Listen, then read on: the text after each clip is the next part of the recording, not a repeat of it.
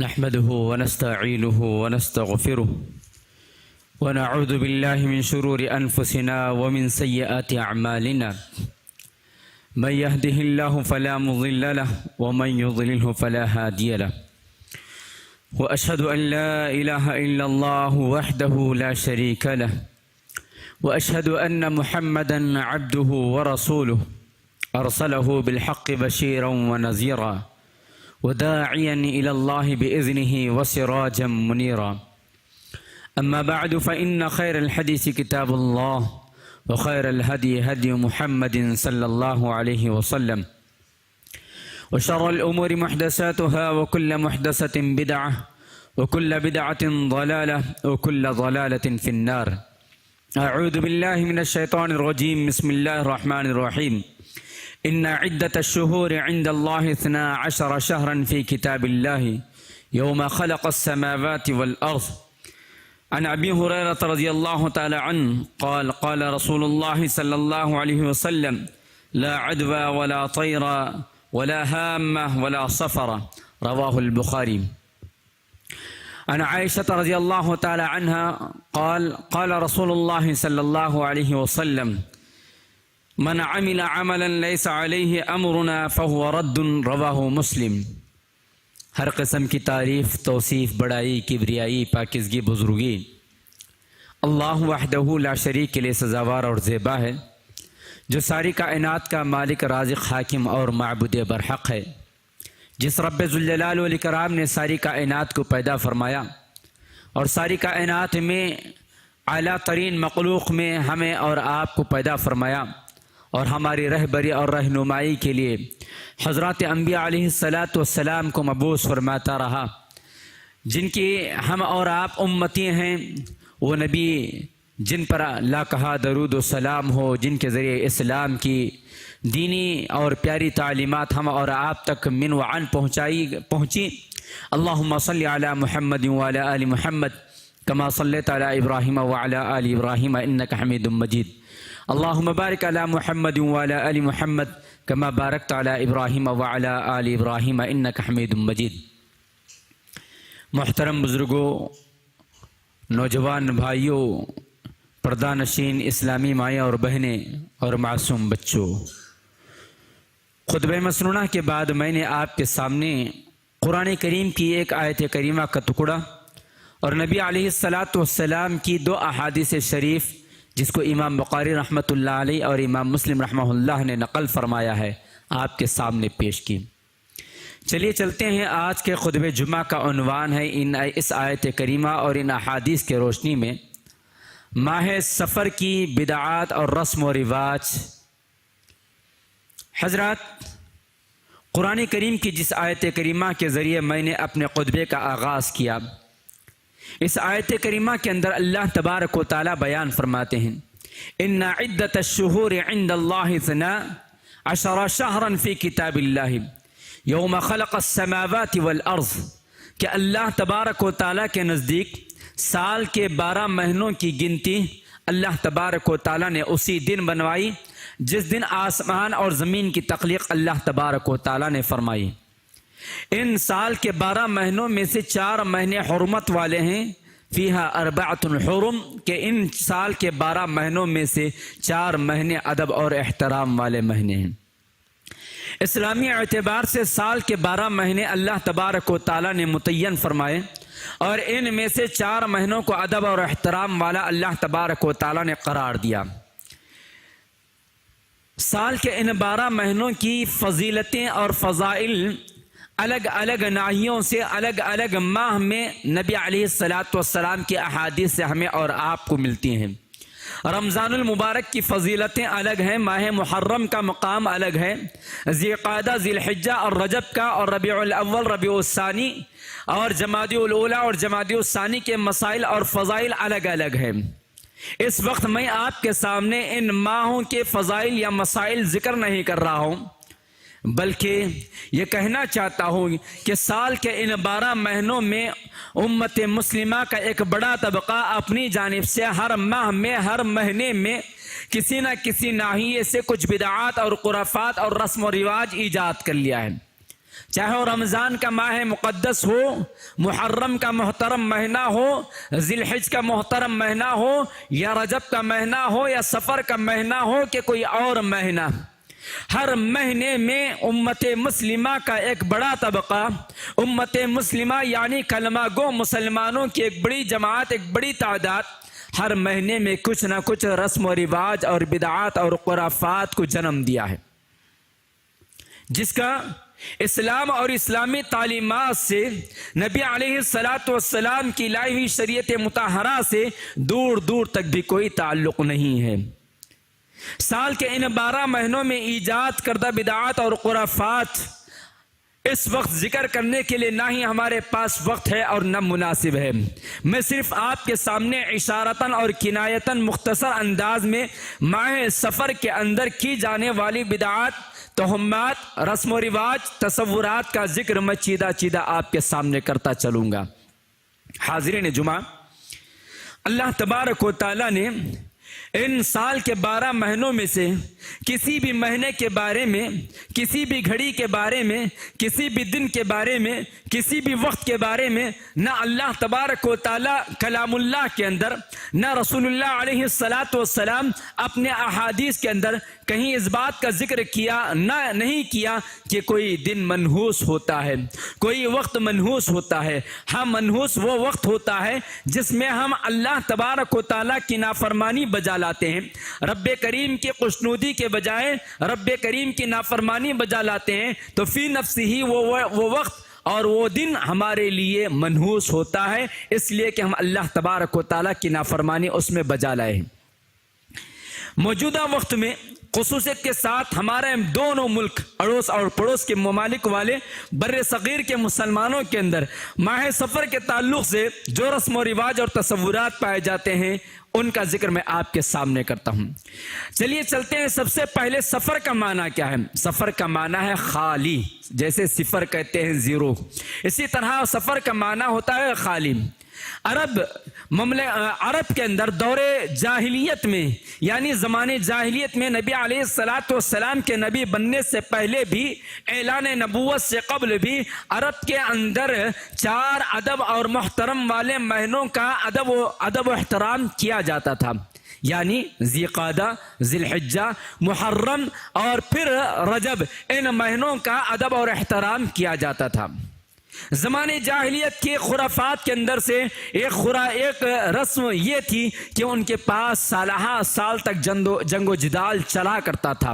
ایک دوسرے کے قتل کا بدلہ، ایک دوسرے کے انتقام کا بدلہ، ایک دوسرے کے خاندان اور قبیلے میں سلسلہ وار چلا کرتا تھا۔ لیکن جیسے ہی ذی قعدہ کا مہینہ شروع ہو جاتا تو یہ لوگ باعث ادب و احترام کے جنگ و جدال کو بند کر دیتے اور 3 مہینے تک انتظار کرتے کہ جنگ و جدال نہ کیا جائے، جھگڑا نہ کیا جائے، فساد نہ کیا جائے، اللہ کی نافرمانی نہ کی جائے، رک جاتے تھے۔ طویل مدت 3 ماہ کی جنگ و جدال سے رکنے کے بعد جیسے ہی پھر سفر کا مہینہ شروع ہوتا تو یہ لوگ جنگ و جدال کے لیے اپنے سارے گھر خالی کر عرب سے نکل جاتے اور مختلف قبائل کے ساتھ جنگ و جدال میں مصروف ہو جاتے، جس کی وجہ سے ان کے گھر خالی ہو جاتے تھے، اور خالی ہو جانے کی وجہ سے بعد میں انہیں یہ محسوس ہوا کہ سفر کا مہینہ نحوست کا مہینہ ہے، ہمارے گھر بھی خالی ہو رہے ہیں، قتل و خون بھی ہو رہا ہے، جس کی وجہ سے ہزاروں لوگوں کا خون بہ رہا ہے، خاندان اور قبیلے بکھر رہے ہیں، تو گویا انہوں نے سمجھا کہ سفر کا یہ مہینہ نحوست کا مہینہ ہے، منحوسیت کا مہینہ ہے، جہاں ہمارے گھر ویران ہو جاتے ہیں اور خالی ہو جاتے ہیں۔ یہاں سے یہ تصور ساری دنیا کے اندر پھیلنا شروع ہوا، جبکہ یہ واقعات جو ہیں زمانے جاہلیت کے ہیں، اسلام کے آنے سے پہلے اور اعلان نبوت سے پہلے کے ہیں۔ جبکہ نبی علیہ السلام تشریف لائے اور آپ اعلان نبوت فرمایا اور اسلام کی تعلیمات روز بروز پھیلنے لگی، شریعت مطہرہ کے تعلیمات کو عام کیا گیا، تو آپ علیہ السلام نے بیان فرمایا۔ حضرت ابو ہریرہ رضی اللہ تعالی عنہ اس حدیث کے راوی ہے، امام بخاری رحمۃ اللہ علیہ اپنی کتاب کے اندر اس حدیث کو نقل فرماتے ہیں۔ آپ نے فرمایا لا عدوا ولا طیرا، کہ کوئی بیماری متعدد ہو نہیں سکتی جب تک کہ اللہ تبارک و تعالیٰ کا حکم شامل حال نہ رہے، یعنی ایک بیماری دوسرے کو لگنے کا نتیجہ جب تک اللہ تعالیٰ کی جانب سے حکم نہ ہو کوئی بیماری کسی اور کو نہیں لگ سکتی ہے۔ ولا طیرا، کوئی بدفعل لیا نہیں جا سکتا ہے اسلام کے اندر۔ ولا حامہ، اور نہ ہی کوئی حامہ، یعنی حامے کا مطلب یہ ہے، تشریح کے اندر یہ لکھا گیا ہے کہ مقتول کو اس وقت تک سکون نہیں ملتا ہے، یعنی جس کا قتل کر دیا گیا ہے، جب تک کہ حامہ نامی ایک جانور اس کے سر سے نکلے گا اور قاتل کا بدلہ لینے پر زور دے گا۔ جب تک قاتل کا بدلہ نہیں لیا جاتا ہے تو مقتول کو سکون اور راحت نہیں ملتی ہے۔ اس طرح کا جو تصور پایا جاتا تھا زمانے جاہلیت میں، اس کا رد اسلام نے نبی علیہ الصلاۃ والسلام کی زبان مبارک سے کروایا۔ ولا سفر، اور سفر کا بھی کوئی ایسا معاملہ نہیں ہے، سفر کوئی منحوس کا مہینہ نہیں ہے۔ اسلام کی ان پیاری تعلیمات آ جانے کے باوجود بھی انسان اور خصوصیت کے ساتھ کلمہ گو مسلمانوں کے گھروں میں اس قسم کے خرافات اور رسم و رواج بڑے زور اور شور سے پنپ رہے ہیں۔ جیسے ماہ سفر کے تعلق سے یہ سمجھنا کہ یہ مہینہ منحوس مہینہ ہے، منحوس مہینے کا تصور لیتے ہوئے اس ماہ مبارک کے اندر شادی بیاہ نہیں کیا جاتا ہے، شادی بیاہ کے مسئلے مسائل طے نہیں کیے جاتے ہیں، اور سفر نہیں کیا جا سکتا، نہیں کرتے ہیں۔ کوئی اچھا کام اس مہینے میں کرنے کو گویا نحوست سے تعبیر کرتے ہوئے اچھے کاموں سے رک جاتے ہیں۔ اور پھر اسی طرح اس ماہ کے تعلق سے یہ تصور پایا جاتا ہے کہ اس ماہ کے اندر بلائیں نازل ہوتی ہیں، اور بلائیں نازل ہونے کا تصور اس قدر جو زور پکڑا کہ 3,20,000 بلائیں آسمان سے نازل ہوتی ہیں۔ 3,20,000 بلائیں آسمان سے نازل ہوتی ہیں۔ اس طرح کے تصورات روز بروز آگے بڑھنے لگے۔ اسی طرح اس کے اندر تصورات کے اندر یہاں تک کلمہ گو مسلمانوں نے اپنی زندگی کے اندر نافذ کر لیا کہ اس ماہ کے اندر، ماہ سفر کے اندر، میاں اور بیوی اپنے تعلقات یعنی ہم بستری بھی نہ کرے۔ اس طرح کے خرافات کو ان لوگوں نے گھڑ لیا حضرات۔ اور پھر اس کے بعد ان تصورات کو یا ماہ سفر کے تعلق سے ایجاد کی جانے والی بدعات اور خرافات کو تقویت دینے کے لیے چند موضوع اور من گھڑت روایات بھی پیش کیے گئے حدیث کے نام سے۔ چند موضوع اور من گھڑت روایات بھی بنائے لوگوں نے ان تصورات کو پختگی عطا کرنے اور ثبوت پیش کرنے کے لیے۔ جیسے آپ کے سامنے چند احادیث، چند موضوع روایات کا ذکر میں آپ کے سامنے کرتا ہوں کہ کہا جاتا ہے من بشر بخروج سفر بشرته بالجنہ، کہ جس کسی نے مجھے اس بات کی خوشخبری دی کہ سفر کا مہینہ ختم ہو گیا ہے، سفر کا مہینہ خلاص ہو گیا ہے، میں اسے جنت کی خوشخبری دوں گا۔ اس طرح کی من گھڑت باتیں گھڑ کر گویا سفر کے مہینے میں پیش آنے والی جو تصورات اور بدعات ہیں اس کو اور بھی مضبوط کیا گیا۔ جبکہ اس من گھڑت روایت کے بارے میں ملا علی قاری رحمہ اللہ اور علامہ شوکانی وغیرہ نے کہا کہ یہ موضوع روایت ہے، من گھڑت روایت ہے، یہ روایت بھی من گھڑت ہے، ضعیف ہے۔ اس کے اندر یہ بات بتائی گئی کہ ماہ سفر کا جو آخری چہشمبہ ہوتا ہے، آخری بدھ کا دن ہوتا ہے، یہ نحوست کا دن ہوتا ہے اور اس کے اندر نحوست پائی جاتی ہے۔ تو اس طرح آخری چہشمبے کے اندر پائی جانے والی خرافات کو تقویت ملی اس من گھڑت روایت کے ذریعے۔ اسی طرح ماہ سفر کو منحوس قرار دینے کے لیے ایک اور من گھڑت روایت پیش کی گئی، یکون موت فی سفر ثم تتنازع القبائل فی الربیع ثم العجب کل العجب من جماد ورجب، سلسلۃ الضعیفہ۔ امام البانی رحمۃ اللہ علیہ نے اس روایت کو بھی سلسلۃ الضعیفہ کے اندر نقل کرتے ہوئے بتا دیا کہ یہ روایت بھی موضوع اور من گھڑت ہے۔ اس روایت کا معنی یہ ہے کہ اس کے اندر یہ بتایا گیا کہ اگر کوئی آدمی ماہ سفر میں مر جاتا ہے تو پھر اس کے مرنے کی وجہ سے ایک دوسرے کے خاندان اور قبیلوں کے اندر لڑائی اور جھگڑے شروع ہو جاتے ہیں. تتنازع القبائل، قبیلوں کے درمیان لڑائی اور جھگڑے شروع ہو جاتے ہیں، جنگ اور جدال شروع ہو جاتا ہے. دیکھیے موت اور حیات کا، کسی کے موت کا آنا اور نہ آنا یہ اللہ تبارک و تعالیٰ کے ہاتھ میں ہے. اللہ تبارک و تعالیٰ جب چاہے، جس وقت چاہے، جس حال میں چاہے، جس کو چاہے موت دیتا ہے. اور موت ایک ایسی چیز ہے کہ اس کا کوئی انکار نہیں کر سکتا ہے. کل نفس ذائقۃ الموت. لیکن اس من گھڑت روایت کے ذریعے یہ بات بتانے کی کوشش کی گئی کہ ماہ سفر جو ہے جھگڑوں کا مہینہ ہے، نحوست کا مہینہ ہے. کسی ایک کے مر جانے کی وجہ سے خاندان اور قبیلوں کے اندر افتراق، انتشار اور لڑائی جھگڑے شروع ہو جاتے ہیں. پھر اس کے بعد کہا گیا کہ پھر ربیع الاول کے اندر بھی اس کے اثرات مرتب ہوتے ہیں لڑائی اور جھگڑے کے. ثم العجب کل العجب. پھر عجیب واقعات پیش آتے ہیں، یہاں تک کہ پورا معاملہ ہی عجیب ہو جاتا ہے. پھر اس کے بعد بین جمادی و رجب، کہ جمادی الاولی و جمادی الثانی اور رجب المرجب، ان تمام مہینوں کے اندر سفر کے اندر مرنے والے کی نحوست پھیلتے جاتی ہے. یہ ہماری عقل سے بھی اور شریعت مطہرہ سے بھی دونوں اعتبار سے اگر ہم تھوڑا سوچتے ہیں اور دلائل کی روشنی میں غور کرتے ہیں تو معلوم یہ ہوتا ہے کہ ماہ سفر میں کسی کا مر جانا گویا ان تمام مہینوں میں نحوست کا پھیلانا، کوئی دور تک بھی اس کی موت سے کوئی تعلق اور واسطہ نہیں ہے. حاضرین، ان تمام روایات کے بارے میں محدثین کا کہنا ہے کہ سب کے سب موضوع اور من گھڑت روایات ہیں. لوگوں نے انہی روایات کو آگے رکھ کر تصورات کو اور بھی پختگی دی، اور دن بدن یہ پھیلتے ہوئے جا رہی ہے جہالت. اور اس جہالت کی وجہ سے اس ماہ کے اندر بہت سارے خرافات اور بدعات کو ایجاد کیا جا رہا ہے.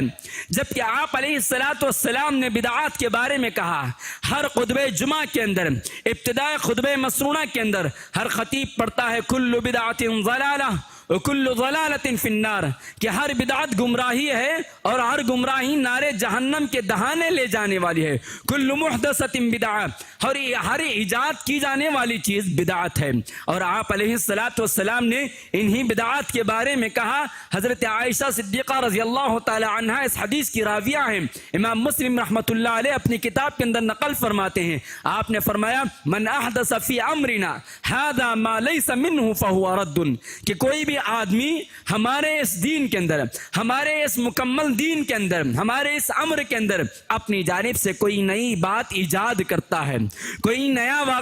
کام لے آتا ہے تو یہ بدعت ہے. فہو رد، اور وہ کام بھی مردود، وہ کام بھی رد کیا جائے گا اور وہ کام کرنے والا بھی مردود ہے. اور بدعت ایجاد کرنے والے اور بدعات پر عمل کرنے والوں کے لیے حوض کوثر سے بھی محرومی ہے. آپ علیہ السلام فرماتے ہیں، طویل حدیث ہے حوض کوثر کے بارے میں. آپ صلی اللہ علیہ وسلم اس دن فرمائیں گے بدعتیوں کے بارے میں، سحقاً سحقاً لمن غیر دینی بعدی، کہ دوری ہو ان لوگوں کے لیے، بربادی اور دوری ہو جن لوگوں نے میرے بعد میرے دین کے اندر بدعات کو گھڑ لیا اور رسم و رواج کی زندگی گزارنا شروع کیا. حاضرین، اسی طرح رسم و رواج جو ماہ سفر میں پائے جاتے ہیں، جیسا کہ میں نے ابتدا میں کہا کہ شادی نہیں کیا جانا، سفر نہیں کیا جانا، ہم بستری نہیں کیا جانا، اس سے اور آگے بڑھ کر رسم و رواج میں سے ایک رسم یہ منائی جاتی ہے کہ اس مہینے کے اندر چنا جو ہوتا ہے وہ ابالے جاتے ہیں، خود کھاتے ہیں اور محلے والوں کو کھلاتے ہیں. اور اس کے کھانے اور کھلانے کے پیچھے یہ تصور پیش کیا جاتا ہے کہ بلائیں دور ہو جاتی ہیں، مصیبتیں ٹل جاتی ہیں اور محلے سے نحوست ختم ہو جاتی ہے. ایک اس طرح کی رسم پائی جاتی ہے. اسی طرح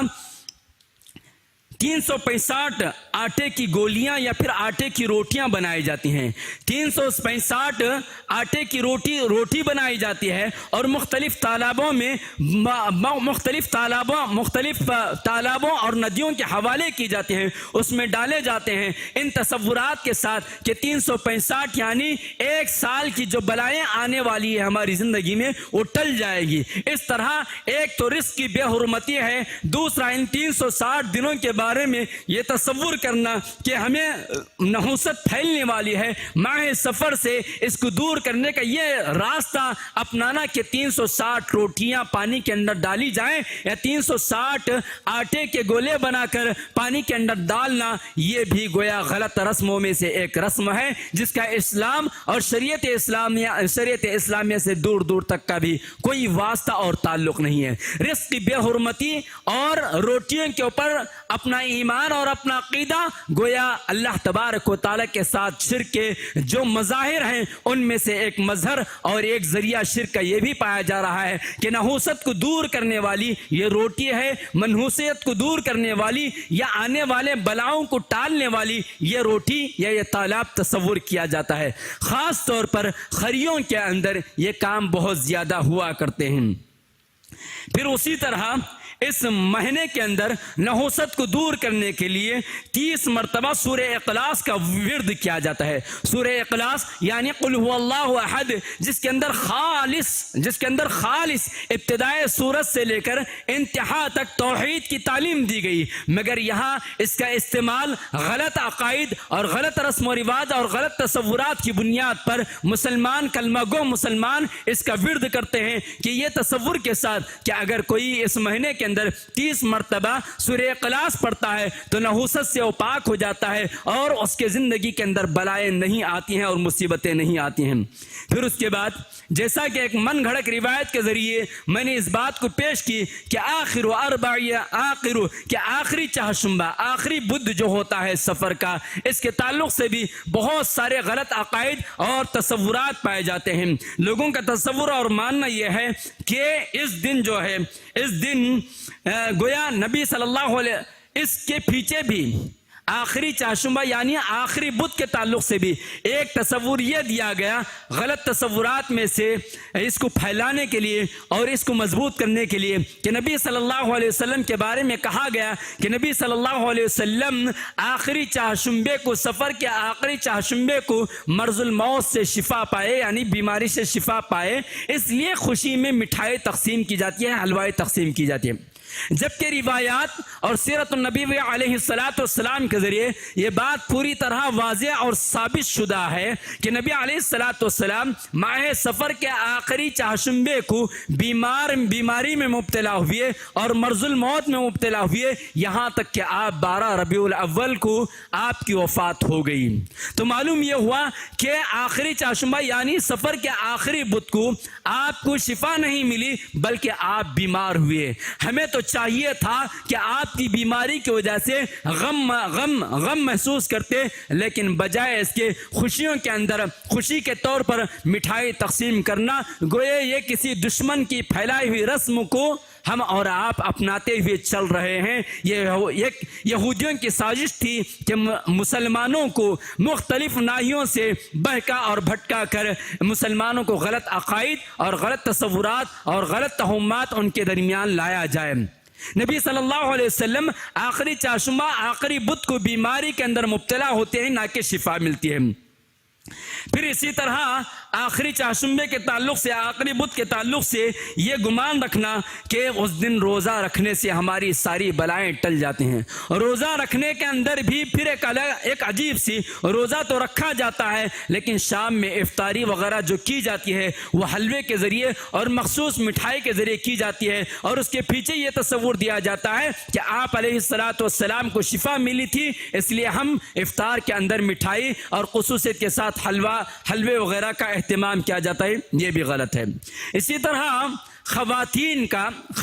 کا اس ماہ کے اندر آخری بدھ آخری چہارشنبے کو اپنے گھروں سے نکل جانا اور شام کے اوقات میں خاص طور پر پوری طرح گھروں کو خالی کرتے ہوئے پارکوں کے حوالے، سرسبز اور شادابی کے حوالے ہریالی پر جا بیٹھنا، ہریالی جہاں جہاں ہے یعنی گرین چٹائی پر، گرین جہاں جہاں ہے گھاس وہاں پر جانا اور وہاں بیٹھنا، پارکوں کے حوالے ہونا اور یہ تصور کرنا کہ آج کی شام گھر کے اندر نحوست آنے والی ہے، اس لیے ہم گھر سے باہر چل کر کسی جنگل کے اندر، کسی پارک کے اندر بیٹھ جانے سے یہ نحوست ختم ہو جائے گی، یہ بھی غلط تصور مسلم معاشرے کے اندر پنپتا ہے۔ آپ یہ ساری چیزیں سفر کے آخری بدھ کو دیکھ سکتے ہیں کہ بہت ساری خواتین جو ان تمام تصورات، غلط تصورات اور عقائد کو مانتی ہیں، وہ پارکوں کے اندر بہت زیادہ بڑی تعداد میں نظر آئیں گی۔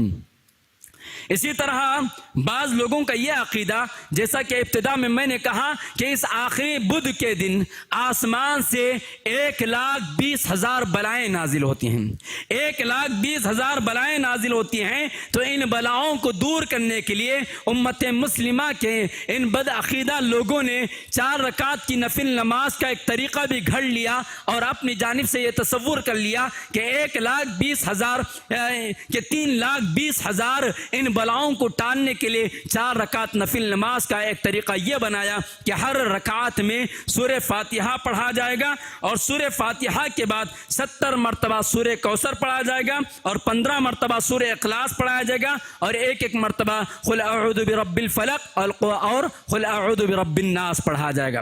گویا اس طرح 4 رکعت نفل نماز سورہ فاتحہ کے بعد 70 مرتبہ سورہ کوثر، 15 مرتبہ سورہ اخلاص اور ایک مرتبہ معوذتین پڑھنے سے گویا یہ 3,20,000 بلائیں ٹل جائیں گی۔ اس طرح کا تصور ان لوگوں نے گھڑ لیا، جبکہ شریعت مطہرہ کے اندر اس طرح کی کوئی روایت یا کوئی بات ثابت شدہ نہیں ہے۔ پھر اس کے بعد ان 4 رکعتوں کے بعد سلام پھیرنے کے بعد پھر ایک دعا، قرآن کریم کی ایک آیت کریمہ کو بطور دعا پڑھنا کہ اللہ غالب علی امرہ ولکن اکثر الناس لا یعلمون پڑھتے پڑھتے سبحان ربک رب العزت عما یصفون وسلام علی المرسلین والحمد للہ رب العالمین پر دعا ختم کرتے ہوئے اپنی جگہ یہ عقیدہ رکھنا کہ اب ہماری زندگی سے 3,20,000 بلائیں ٹل چکی ہیں، اس کا بھی اسلام سے کوئی ثبوت نہیں ہے۔ بہرحال اسلام کے اندر کوئی بھی دن، کوئی بھی وقت منحوس نہیں ہے، کیونکہ وقت قریب القتم ہے۔ خلاصہ کلام یہی ہے کہ اسلام کے اندر اور کسی بھی مہینے کے اندر کوئی بھی گھڑی منحوس نہیں ہے۔ منحوس وہی گھڑی ہے، وہی وقت ہے جس میں ہم اللہ تبارک و تعالیٰ کی نافرمانی بجا لاتے ہیں۔ اللہ تبارک و تعالیٰ نے کہا وَمَا أَصَابَكُم مِّن مُّصِيبَةٍ فَبِمَا كَسَبَتْ أَيْدِيكُم،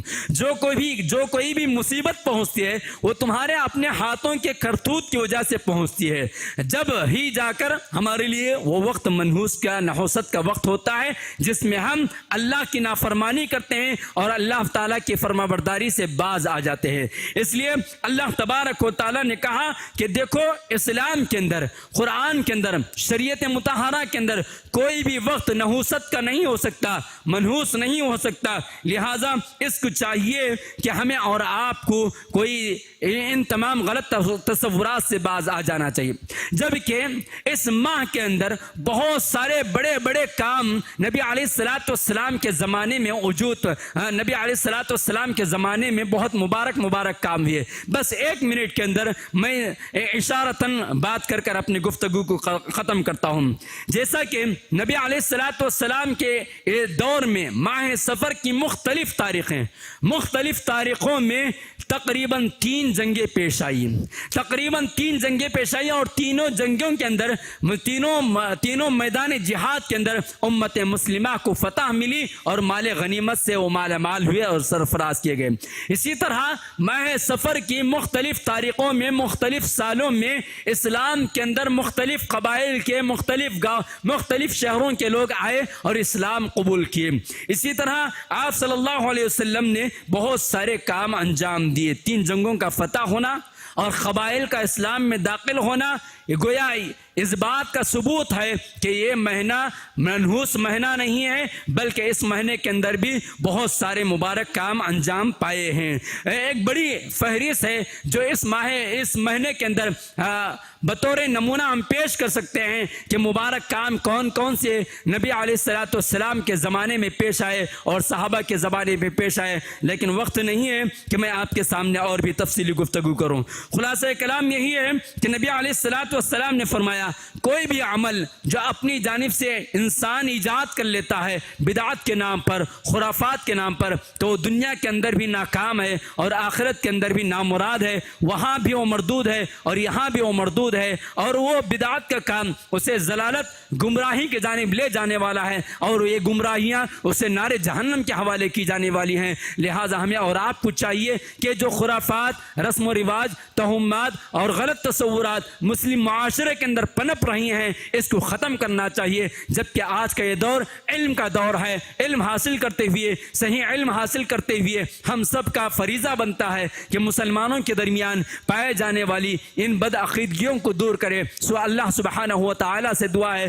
کہ اللہ تبارک و تعالیٰ ہمیں اور آپ کو غلط رسم و رواج سے، بدعات سے، خرافات سے، غلط عقائد سے، غلط توہمات سے بچنے اور بچاتے رہنے کی توفیق عطا فرمائے۔ اللہ تبارک و تعالیٰ ہمیں ہر لمحہ، ہر منٹ اللہ تبارک و تعالیٰ کا فرمانبردار بندہ بن کر زندگی گزارنے کی توفیق عطا فرمائے۔ شریعت مطہرہ کی جو پیاری تعلیمات ہیں اس کو اپنانے اور اس کو دوسروں تک پہنچانے کی توفیق عطا فرمائے۔ آمین۔ بارک اللہ لنا ولکم فی القرآن العظیم ونفعنا وإياكم بالآیات وذکر الحکیم، انہ تعالی جواب ملک الرؤوف الرحیم ورب حلیم۔